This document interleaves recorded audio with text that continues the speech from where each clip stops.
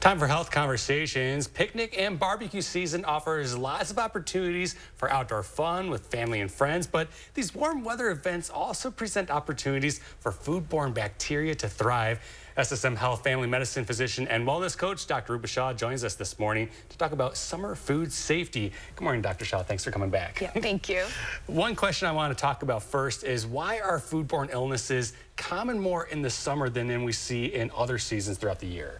Well, it's hotter outside, right? So bacteria thrive on that warm weather and they multiply faster. So that's often why we see more foodborne illness in the summertime when people leave their food out on the picnic tables. It really just comes down to just that. Yeah, it really is just that. Yep. And what are some ways that we can keep food safe when traveling to your picnic spot? I mean, like you have a cooler in the back of your car, but maybe you're going like 3 hours and your ice might be melting in there. Yeah. So what can we do?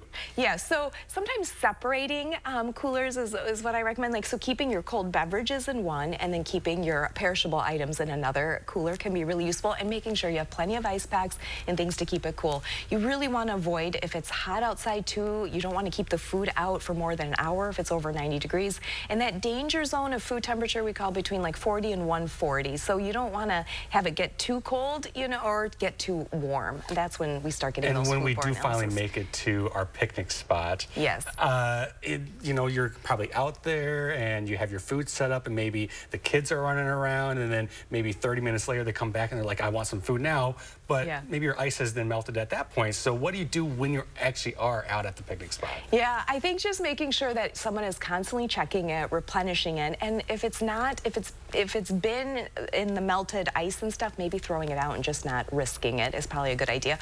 Also, again, if you keep those separate coolers, you can tell the kids this is the one you guys can go into for cold drinks, so that they're not constantly opening and closing the cooler that has perishable items in it too, to keep those cooler longer. All right, Dr. Shah, where else can people find you? They can find me on Instagram at Wellness with Dr. Shah. Dr. Shah, thank you as always. Thank you.